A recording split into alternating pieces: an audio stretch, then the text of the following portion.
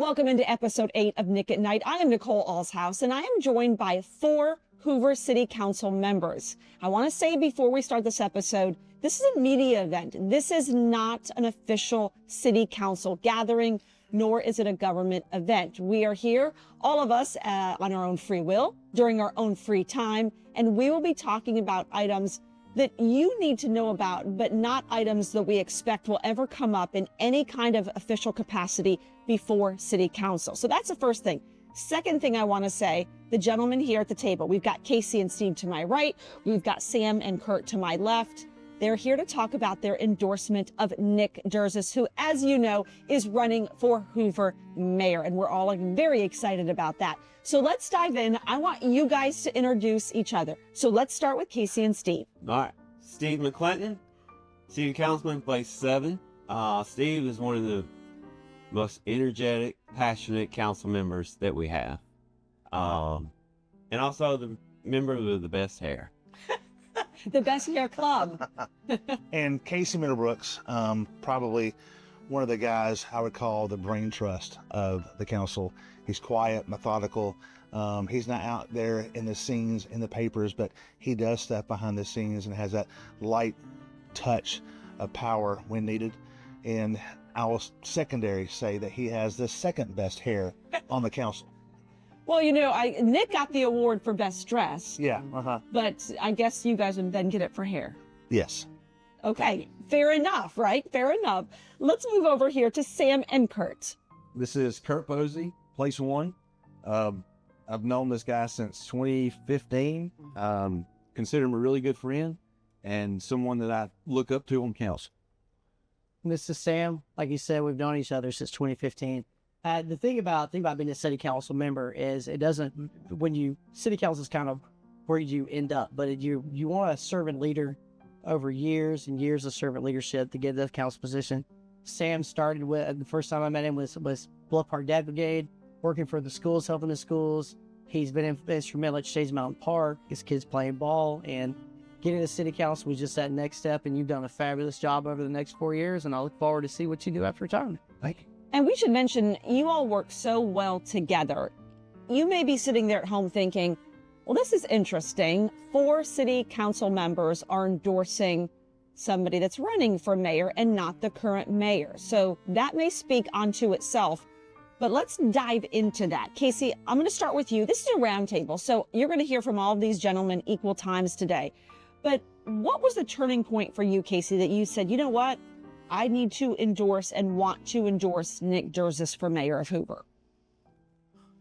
So you said all 4 of us here together, and it starts with trust and communication for me. All 4 of us have that in spades. I know that I can talk to any of these guys, both publicly and privately. And when I share privately, you know, they're going to respect, and I respect their opinions. I got to say, first of all, Frank is a great guy. He always goes out of his way to speak to my family members. He's courteous. He's a great guy that served Hoover with distinction, I will say. But at some point along the way, the trust and communication was fractured. And I don't see that being healed in the next administration if he's the mayor again. I liken it to say that the mayor is the quarterback of your football team. And right now, our locker room is discombobulated. And for me, Nick incorporates the type of leader with the vision and communication skills and the trust that I believe that we need to move forward as mayor. And Steve, what would you add to that? Well, I say that speaks volumes. Again, like Casey just said, it's not a personal thing, it's a professional thing. It's no different. Most pitchers in the Major League Baseball don't go 9 innings, okay? And it's time for a replacement. Frank has done some good things, but it's time. We also have some things that have yet to be done in the past 9 years. And I think it's time for a change in that leadership. And the current council and other former leaders and almost the vast majority of all the candidates running for council have endorsed Nick. So again, it's not a personal thing, it's a professional thing. And we all want Hoover to be a great city where it should be. in leading Jefferson County and Shelby County, and that's why we're endorsing Nick. And Kurt, to piggyback off that, somebody can be a great person, a great father, a great human, but maybe not a great negotiator, or maybe not a great communicator. There is a difference, right? I agree. You know, one of the things that sticks out to me for this is I had the opportunity to work for probably 12 years at Children's for one of the most influential CEOs, and Mike Warren, in the city of Birmingham. And I watched how he built teams and how he kept teams together. And something that bothered me over the last 9 years is that we watched a lot of talent walk out the door. Nick is the last remaining executive level position in the city of Hoover since I started in 2016. When people walk out the door that's been in 20, 30 years, yes, you can hire someone at a lower salary and save money, but you lose all those years of experience. And that's concerning to me. And with those loss of experience, we've seen things and mistakes like, well, the Kroll report. That was based on an error that, had we talked about it a little bit more behind the scenes, there would not be a Kroll report, because it was inaccurate. As far as negotiation, you're absolutely right. You can be a good delegator, a good administrator, but negotiating, especially in terms of Performing Arts Center, I saw some mistakes with Brookfield, who owns Galleria, with REIT and Patton Creek when they owned Patton Creek, and then also with Broad Metro at Center Trace Village, that had those mistakes not happened, had there been more collaboration, like Casey mentioned, we probably would have had a deal and been further along in the process rather than still searching for a deal. So I want to hit on one thing. You said that during your tenure, so that's basically 2016 to now, 9 years, that Nick Durzas is the only remaining leader there. So all the other leaders, either quit, left, got fired? What happened? Yeah. What happened to everybody? There were different things. I mean, when we started, and Casey will have to help me on this because he's been there all 9 years as well. When we started, we had people like Tim Westoven and Craig Moss and people like that, and been in those positions with Parks and Rec, COO, CFO for years. Robert Yeager comes to mind, had been treasurer for years. You saw retirements. I think the first one was Chief Wingate with the fire department, or it may have been Robert. They were neck and neck, retirement right away. And then you saw retirement over the next few years. We're on our third CFO. I mean, we have had change in that position. Melinda left, and then Tina retired, and now you have Jennifer. When you don't have that stability, because the city is, for all intents and purposes, a business. When you don't have that stability, then you have these waves of lapses in experience and tenure that of how, like Nick says, make Hoover again. You have those lapses of that historical data to say, we've tried that 2 or 3 different times and it didn't work, instead of, oh, let's try it again. I mean, not to disparage anybody in those positions. They're all well qualified to be in those positions. It's just, it's great to go to someone and say, you've been here 25 or 30 years. What do you think? Yeah, I'll jump in. So Melinda Lopez recently posted about her experience. Melinda had 23 years with state retirement system. And Melinda is a person with incredible character and honesty. Melinda will tell you, what I so appreciated with Melinda is that she will tell you the truth, whether you like it or not, the truth of the situation. And I don't think that gelled with the leadership style of the current administration. And so for someone to leave with just 2 more years left to be vested at 25 years speaks volumes to me. But she had to walk out the door because she could not work with the current administration. And with so many others. So when I moved to Hoover in 96, I was fortunate enough to get a job at the Hoover Library. I never imagined I would spend a little over the next decade plus working there. And that's where I fell in love with the community. And during my time frame there, people just did not leave. It was hard to get a job in the city of Hoover. and the rate of turnover is definitely a red flag. So yeah, I mean, there's an old saying, right? People don't leave great jobs and great leaders. People leave not great jobs and not great leaders. And so that's just a saying that's been around for a million years, but you guys see it. I don't want to forget about you, Sam, at the end there. But what would you, in your personal and your perspective, add to this conversation? I mean, Chief Sturgis, he's a leader. I mean, he's someone that all of us, I say, trust a lot. I get phone calls from residents all the time. Hey, tell me about Chief Sturgis. I've seen him in the news. I don't know a lot about him. The first thing I always tell him is he's the kind of guy that if you've got a problem, pick the phone up and call the guy at 10 o'clock at night. He's going to answer the phone. Like he's what you need in a leader for the city of you know, there's no secret right now. You can come to a council meeting, read the news. There's a lot of dissension between the council and the mayor. You know, how do you fix that?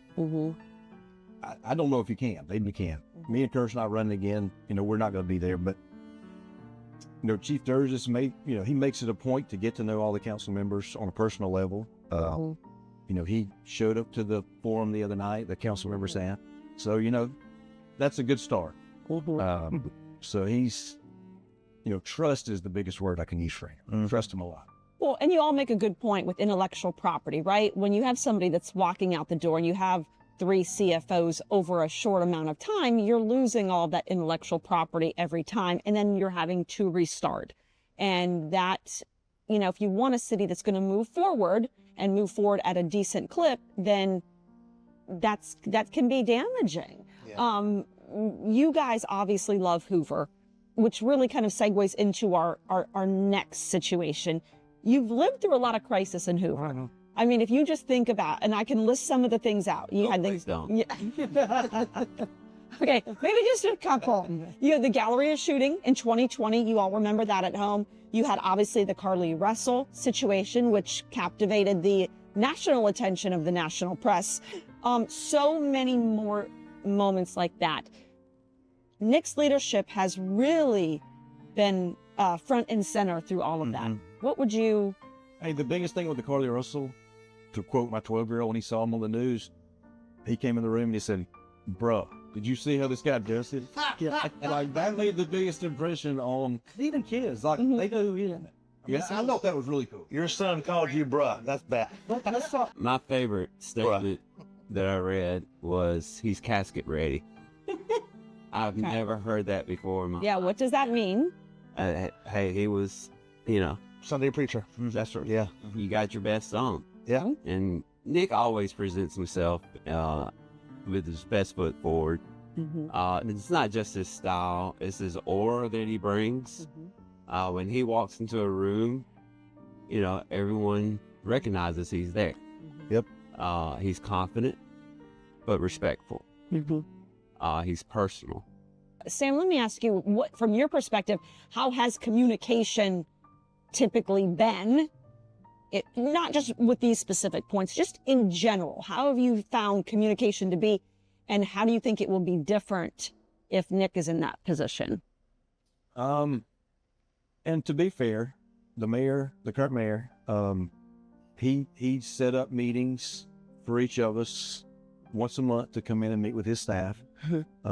Sometimes he's present, not every time, but he affords us the opportunity to come in and meet with his staff to go over any type of questions that we have. You know, my biggest piece on the communication is getting things last second. Us showing up to a council meeting and, hey, you know, the roof's on fire, we got to pass this right here.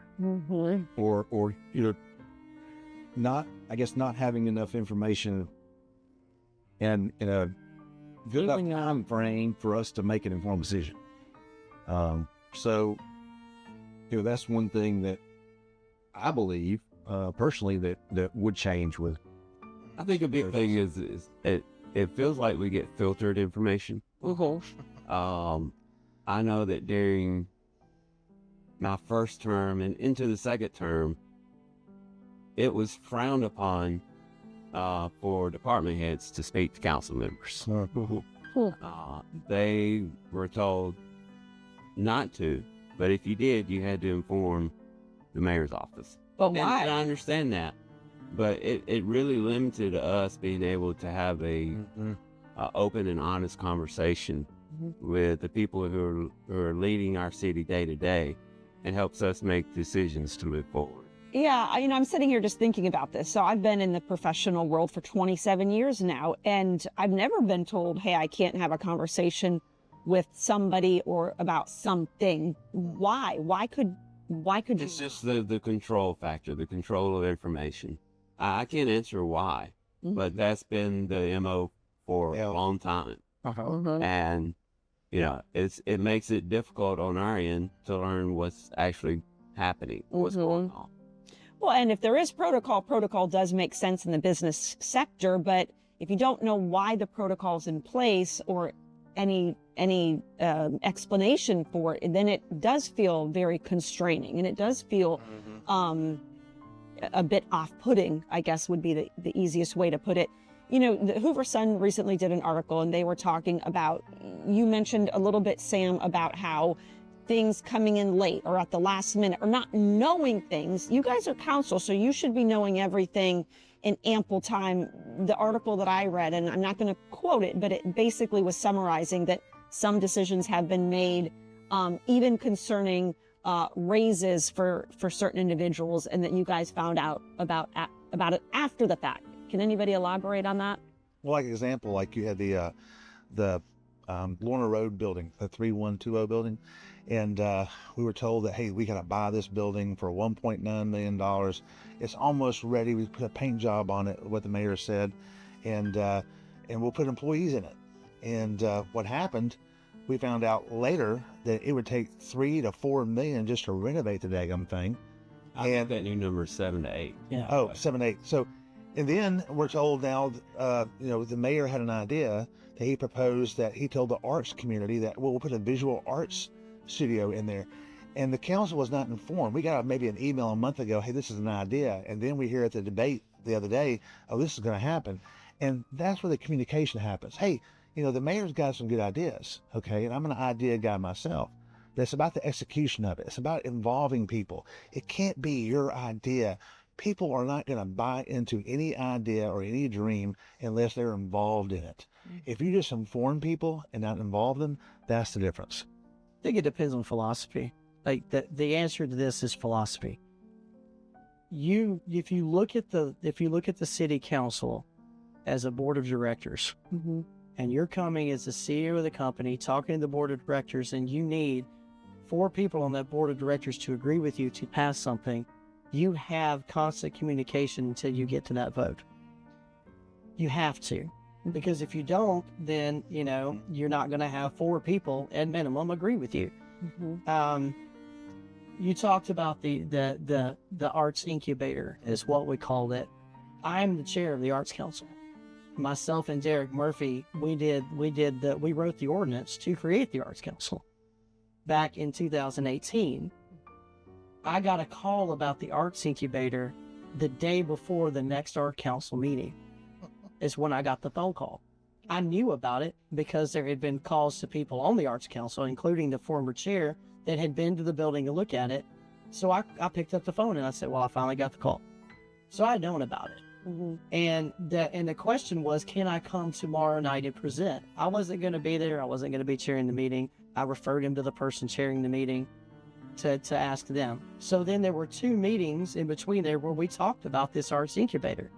And I emailed all of y'all, and I said, hey, this is, I called you, text you, email you, say, hey, I heard about this is coming up. So we communicated, and then he asked me, Frank asked me, should I email the council? I said immediately. So he emailed all of you, so you knew.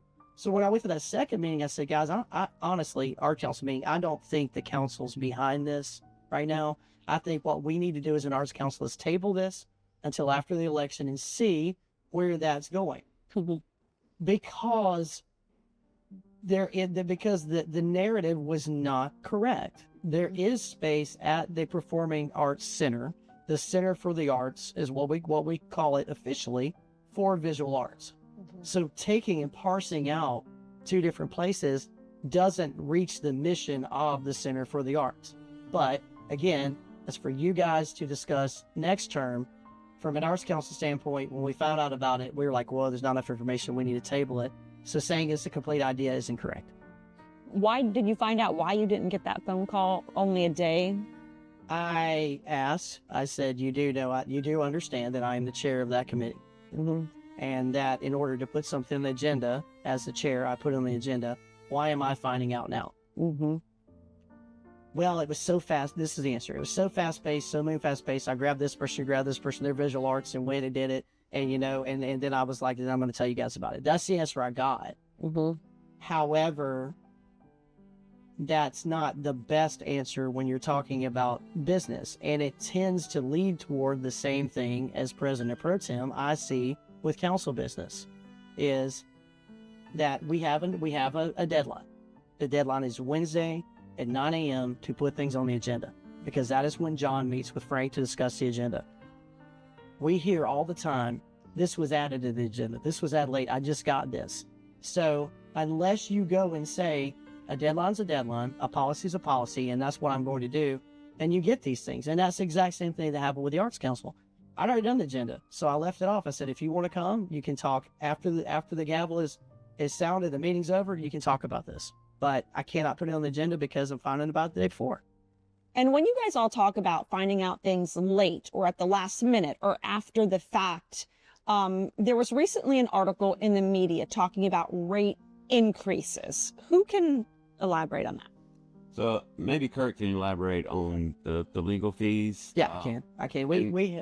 You make okay. I'll bounce off that. Okay. Yeah. So we got to the end of 2023, and we noticed that the legal fees were way far and above what we had what we had budgeted, Mm-hmm. which is the budget's a guideline, so it's going to happen, but not way out of bounds. So we started questioning the legal bills. What's going on with legal bills? What's happening here? What's happening there? Found out that there were some things in legal bills that didn't really. They weren't things that were billed incorrectly. There's things like a consultant to go look at annexation in the Indian Ford, which is Macador area, that was paid for by the legal team rather than a contract done with the city council through resolution. So we pulled a committee together, myself, John, Christy Driver, and sat down and had a conversation with the attorneys, and found out through that conversation that the agreement that was done between the city and the attorneys was a memo of understanding. So a memorandum of understanding was sent to the mayor's office, and that was the contract. Which, to me, it would have been more appropriate to have a resolution on an agenda, entering a contract with the attorneys for the term of 4 years, 6 years, whatever it is. But it was done through a member of understanding. So in a nutshell, how much was the initial budget? How much was then spent? And you guys found out about it after the fact? So the council usually, for the most part, approves all contracts that is negotiated through the mayor's office. We did that. It's one of the first things that we do at the beginning of a term for our legal team. We approve who our city attorney is going to be and the contract with that legal team.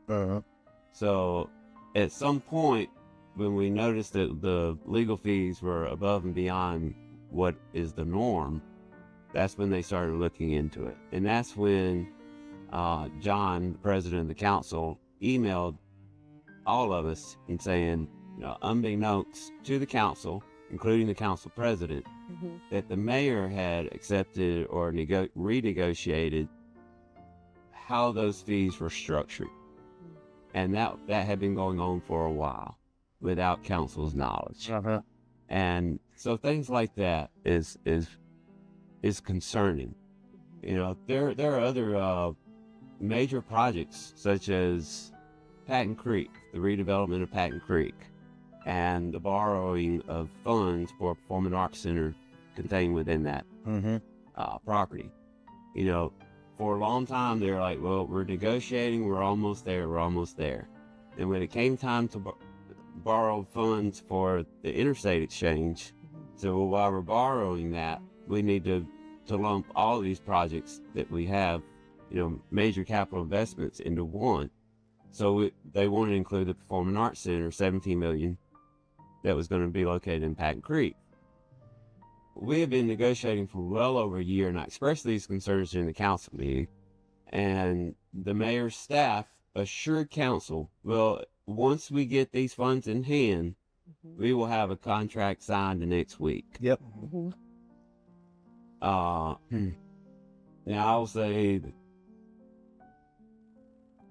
so they will have a contract signed within the next week. A few weeks later, still no contract signed. We have an executive session where they bring us in, and we learn that contract negotiations had actually broken down months before. And that information was never divulged to us. When I say filtered information, this is the prime example.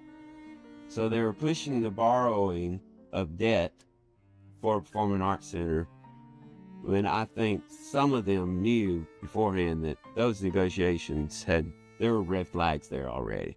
But it was never relayed to council. It's no different than buying a house and your real estate agent didn't tell you that, oh, by the way, you had a meth lab in your house 5 years ago.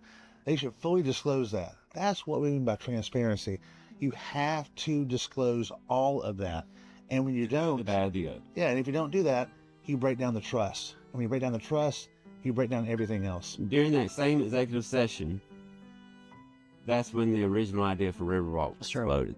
Let's talk about Riverwalk, because that has been quite a debate. So who wants to dive into Riverwalk? I'll be glad to. I'll be glad to. Casey's right, and you need to. These two dovetail together. Again, we talked earlier about working as a team, involving council and involving the mayor. I did sit in on some of the negotiation meetings with Patton Creek, and the last one I went to, Patton Creek said something emphatic. They said, "You came to us, you asked us for help. We do not need you to redevelop our property. We wanted to partner with you, and we wanted to help you." That was the last thing that the two gentlemen that came down to speak to Hoover on behalf of the ownership of Patton Creek said. And then probably 2 weeks later, we had that meeting. With Riverwalk, it was divulged to us that night. That's the first time we saw it. In the Riverwalk negotiation, I, of course, brought up, can a Performing Arts Center be there? Anything I think we said during the Riverwalk was, yeah, we can do it. Yeah, we can do that. We can do that there. But at the same time, remember, also moving at the same time was Stadium Trace Village Phase 2. So you had the two projects moving together kind of on a track. And if you had this one could have the Performing Arts, this could have the Performing Arts Center. So when it got down to the vote on Riverwalk, this is after we heard from Dr. Daravi, we heard from all these studies of what it was going to do, what we were going to do there, what was going to be made there. In terms of Riverwalk and the deal. So it was presented at that work session, and it was presented to us as a surprise because like 2 weeks before that, I was in a meeting with the ownership of Patton Creek, where we had a lawyer there that was, I would say, lawyering to death the deal. And then the guys from Patton Creek stood up and said, "Listen, Frank, you told us you wanted our help to bring this to Hoover. We can develop our property without help from Hoover. We don't need you, but you asked us to partner and we're trying to be helpful to you." I feel like that was the end of that negotiation that I saw. I found out 2 weeks later that was dead, and then here we were with Riverwalk. One of the things that concerns me about Riverwalk in general, working in the healthcare industry and knowing I'm not an expert in terms of certificate of needs, but I went back when we were talking about a certificate of need and read Grandview's and read a few others. What concerned me about the entire thing was the majority of times someone does a certificate of need, it's a healthcare entity. It's like Grandview, Orlando Health, the Baptist system before Orlando Health bought it. They seek a certificate of need to expand a portion of their services in an area. This was the first time I'd ever seen a city or an entity of the city go after certificate of need. So I naturally questioned. I was like, how does this work without a provider? That was a red flag. But it kept going on. And then, we talk about collaboration and teamwork. You would think that in a certificate of need hearing, you would have all of your council members come and talk about how great the project is and how wonderful it was. That was not the case. 2 were chosen to go talk about the certificate of need. Then we were all invited after that ended to go down to Montgomery and sit with a bunch of residents to push for the certificate of need. But the only way this project works, the way that it was presented by Dr. Darabi and others, was for that top floor to be a healthcare entity, a surgical center, whatever it ended up being, because that surgical center was going to drive doctors' offices in the floors below. Basically, like if you look at a hospital, you've got your operating rooms, you've got your same-day surgery, you've got all these things, but you've got clinics that do specialty things like immunology and gastrology, those kind of things. That's what that was going to build. But the problem was that the city was the entity that was pushing for the certificate of need, not a healthcare entity. I want to jump in on that too. So Sam and I were the only members of the council that voted no on this deal. But I want to emphasize for the rest of the council that did vote in favor of it. Once again, I think we were all getting filtered information or rainbows and sunshine. $2 billion economic impact as well. Still. Yeah. Yeah. Billion.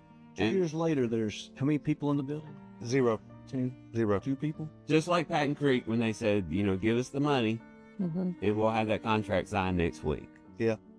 It was the same with this, invest in this and we have healthcare providers lined up, ready to go. It's going to rock and roll.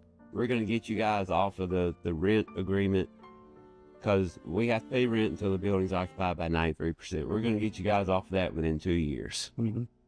It's been 2 years. So it has been 2 years. And our certificate of need expires in November 3rd of this year. And we still do not have a healthcare provider named. So there may be an opportunity to extend that expiration date, but I'm very concerned that we're so far into it without a healthcare provider when we expected that to be named immediately. So it's, And just like the forensic report said that we had done last August, it said that the council for years, it said this in the report, the city and council have been making decisions for years on the wrong information. And who controls the information? The mayor's office. The same was saying, we need this office space to move our employees out of here to make room for the NCFI expansion. We have 3 employees working in that building right now. It's just, information is not presented to us in a way that we need to make the best decisions to move forward. So it sounds like what I'm hearing from all of you, many would call that a bait and switch, where you get certain information or maybe not all the information, and then information comes out after. You can't make the best or most educated decisions because you only have a part of the information. You had, and this is public information, the mayor under oath say that he didn't read the lease agreement fully. And this is a massive multi-million billion-dollar project, correct? Oh, yeah. So, Sam, I guess, how does that sit with you? I think the 2 biggest words that come to mind are shocked and very disappointing. That the leader of the city, on a $2 billion economic impact project, didn't take the time to sit down and actually read the documents that we as a body were asked to vote on. Okay. It was a tactical error. That's the best way to say it. We're responsible for the construction of the space. We're responsible for the cleaning of the space, the power bills, all these things, everything in there, because of the triple net lease, we're responsible for. It was a big lease. It was a long document. All of the things to do with Riverwalk were long documents. but you as the leader have to put in the time to read it, understand it, and be able to answer questions about it. And if you don't, then continue it 2 weeks. Take the time to read it, because you're dealing when you're dealing with these issues, economic development issues. The number one thing that the council, the citizens, and the mayor need to understand is any economic development agreement is a partnership. We are investing as a city into that development. And as an investor, investing your money in anything, you're going to go and you're going to read the fine print. You're going to read the documents and know what you're doing. That's what we needed to do. That's what he needed to do in order to make the best deal with corporate realty for this property. And I'm not convinced that we got it. Casey? So it was highly disappointing for me. You know, it's easy to make yes and no decisions, but I've always heard that the devil's in the details, and that's what we have to pay attention to, is the details of everything that come before us. And then that leads to the yeses and nos. But Kurt's exactly right. As a leader of the project, as a leader of the city, you have to know the ins and outs and all those details, those fine details. You can't delegate certain things as important as that to others, and then expect the team to support that. You've got to know it. So I feel like that is where Nick stands out. Yeah. You know, he knows every detail that's happening within his department. And he's earned the trust of his police officers under him, because they know that their leader is informed, educated, and well prepared. Steve? You know, and again, back to the shock and awe of realizing that the mayor never even read the lease. You know, we all have full-time jobs. The way all city councils across Alabama work is that you're part-time. And right now, we get paid $600 a month to do this job. We have no secretary, no staff, no researchers. We are at the mercy of trusting the information the mayor gives us. So when he tells us, trust us, we have done our due diligence, and then we find out that he has not. I do regret those decisions I've made and passed things that we should never have passed, knowing what we know now. And I know if you use those same words to describe Nick Durs's police department, he'd be fired. So that's why we're endorsing Nick. It's not a personal thing. It's a professional thing. It's no different than an offensive line choosing the other quarterback to come in.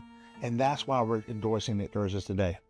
So, Steve, you just ended on why you endorse Nick Durzis. And so I want the rest of you in the leadership role when it comes to budget, when it comes to police matters, crisis response. We went through a lot. How do you think Nick will be the leader that you guys need as a council and the city needs? Sam? Go ahead. Come back to me. All right. The budget's a great example of this. I have done 8 budgets with Nick Durs's. And in those budget processes, we've had some good years, we've had some bad years. We've had some years where we're looking at record every revenue, we've had some flat revenue years. What has impressed me about the way Nick budgets is he will come in and he will say, okay, here's what I would like to have, here's what I really need. I go to the fire department, and the fire departments ask us for every single year for more personnel. And every year that personnel has been denied. And then they'll come in and say, and they did the same thing that Nick did. Chief Bentley, the same thing. I'd like to have this, but I really need this. And it just keeps going down the line with every year it's a denial. We will see, if you saw all the budget documents we get when the mayor first distributes it, and when we have the meetings that this council has always had, which is to ask to have the department heads come present everything to us. You see this, you see a lot of needs that never get filled. But what impresses me about Nick, most of all in that situation, was we got to a situation in the last couple of years where a COLA was needed, an incentive was needed to remain the employer of choice. I'm a very conservative person, and I looked at it and I'm going, oh, that's too much. We can't do that. We can't, I don't agree with that. Others agreed with one way or the other. Yes, no. He came in and presented on behalf of every employee in a manner to explain it to us and explain why that incentive was vital to keep people here and to stop watching people walk out the door. Yeah. Can I jump in on that? Yeah, sure. So, yeah, Nick was willing to take the bullet for all city employees for that call. Yep. And I think the city employees recognized that Nick was the leader that they needed to speak on their behalf. The city employees make up, our personnel costs make up about 80% of our budget. Okay. They are the most important asset that we have as a city. Our employees are doing the day-to-day job, and they are the ones that are going out and interacting with our public every day. Yep. So it's important that we maintain that employer of choice so that we do have the best, that we recruit and we retain the best talent. And Nick is an employee first kind of guy. He's always stood up for the employees. He recognizes their value, and that stands out to me. Yep. He's committed, decades of his life to keeping our city safe, right? And his employees, especially the police department, know that, and they know he's got their back, no matter what. But you nailed it, Casey. We don't, when we have the SEC here at the Met, it's the city employees that are actually running the show. They run the day-to-day. It's not us, right? We're as good as our employees are. And, he's a huge part of that. That's right. You guys mentioned, all of us being here today, obviously, is a unique day. Do you think there are other employees that would like to speak out, or maybe that, and without saying any names, have you guys had discussions with other city employees that feel the same way you guys do, but won't speak out because they're afraid perhaps of their jobs or their livelihood or their security? Sure. So when I worked with the city, my department head informed all of her employees, look, we don't get into the politics. We're employees of the city. We stay out of it. So, it was a mandate not to be publicly involved. Privately, those conversations are had.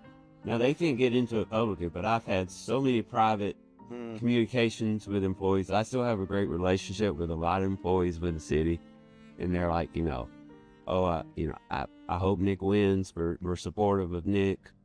So, yes, I think I have no data other than my personal, communications and interactions, but I feel confident in saying that the majority of city employees are backing me. Same here. I mean, I talked to, not to name names, but I talked a lot to all the employees.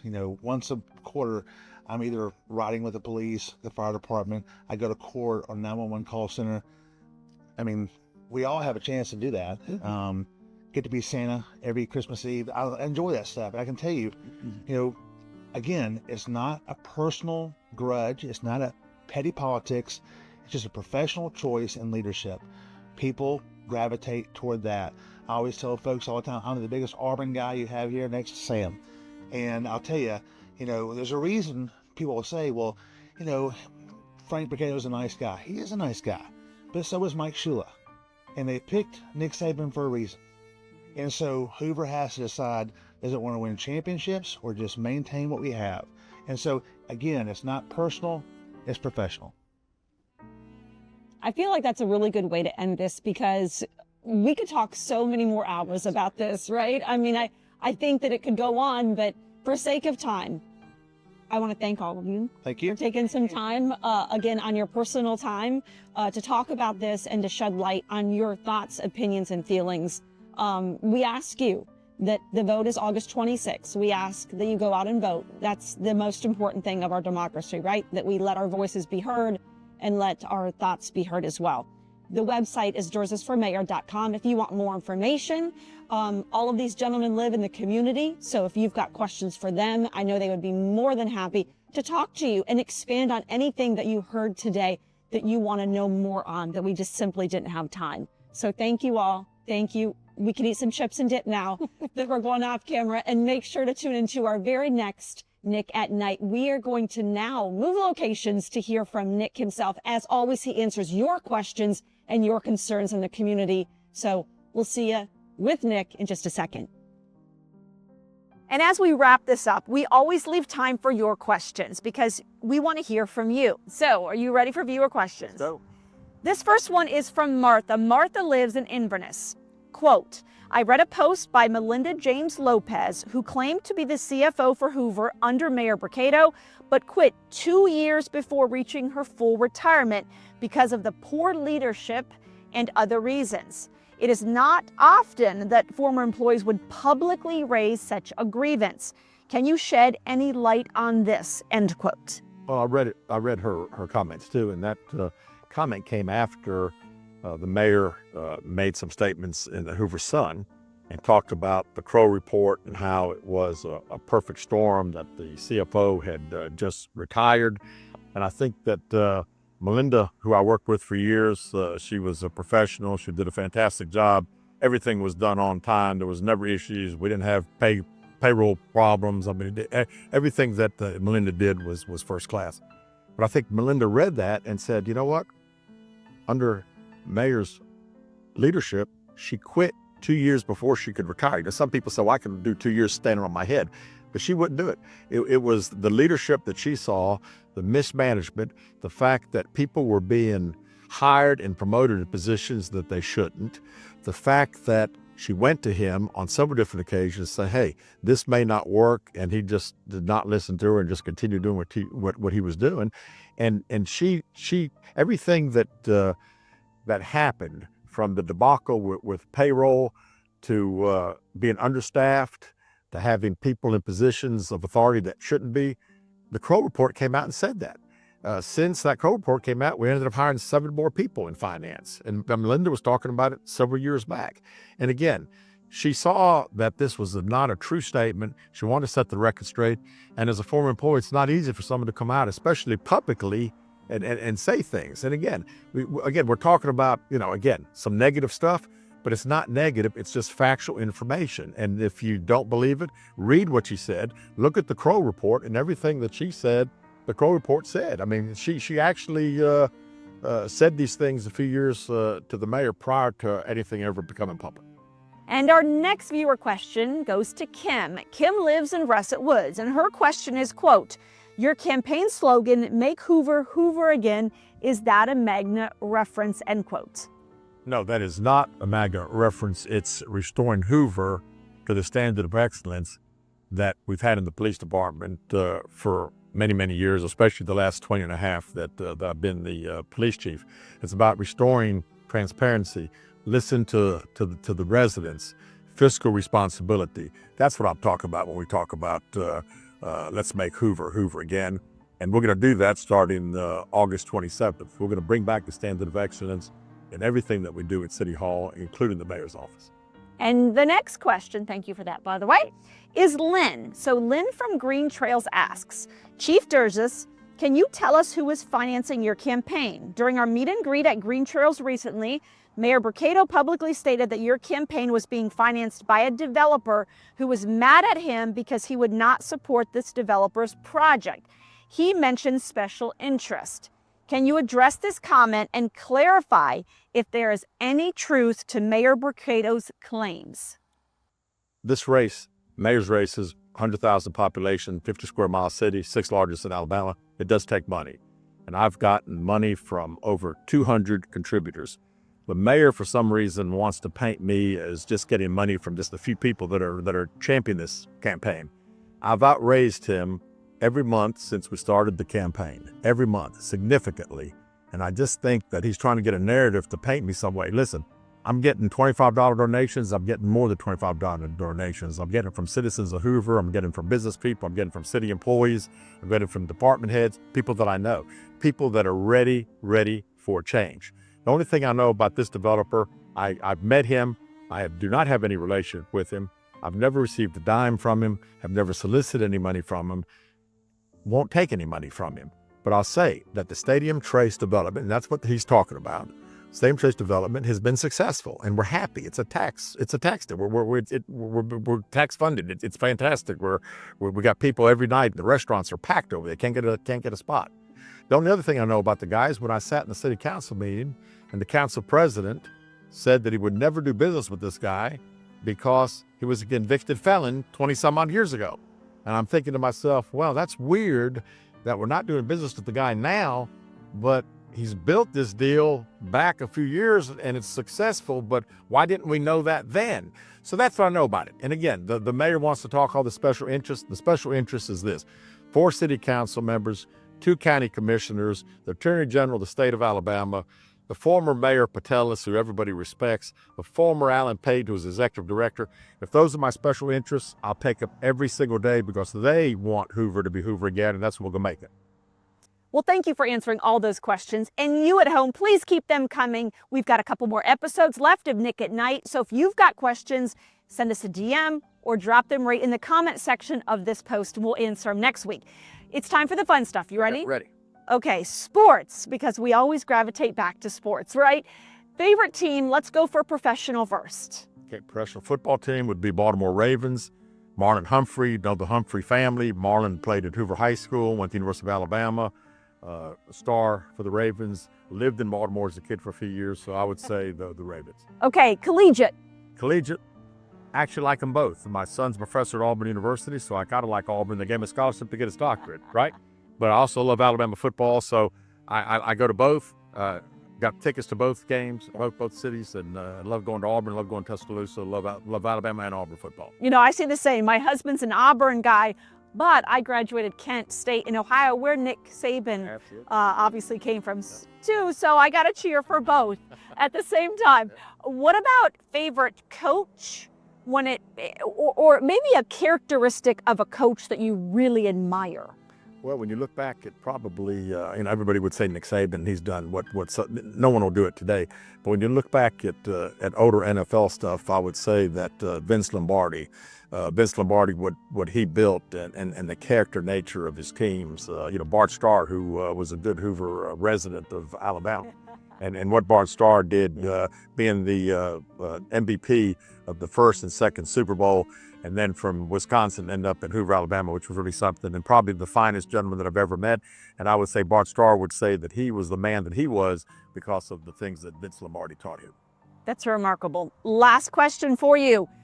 I'm taking down memory lane for this. So do you remember a teacher that you had, whether it be middle school or high school or even elementary, that still to this day just holds a special place in your heart because of the impact she or he had on your life? Yeah, I would say this. It's funny that you bring that up because I would say Washington Lee High School, Arlington, Virginia. There was a teacher by the name of Mr. McSweeney, and Mr. McSweeney was a guy that he was one of those guys that didn't follow all the rules, but he wanted everybody to be able to say and do what they really felt like they need to do and say. And that probably made an impact on me that, everybody's different. You can have your own views, but everybody else does too, and be a good listener and find out, why does somebody think about, and your opinion may change sometimes because that person may sit down and have a conversation. But McSweeney really talked that stuff back in those days, which is, when I look back, that was, he was ahead of his time. He was not a conformer. They probably call him a radical today when I think back about it, but he was a good guy. So that's for all the teachers out there. Thank you, all the teachers watching Nick at Nite series, for all that you do, not only for Hoover, but for all of our students out there, because all these years later, both of us still remember the influential teachers that we had in our life. And we're not necessarily spring chickens. We're not. You may look like it, but we're not. With that said, don't forget, the election is coming up August 26th. Please be there. And also, DursleysForMayor.com is the website if you want to watch some other of the past episodes of Nick at Nite that maybe you've missed, and we ask that you share them with friends to spread the word and spread the truth for the future of Hoover. We thank you for your time. Thank you. Nick at Nite. Appreciate you guys.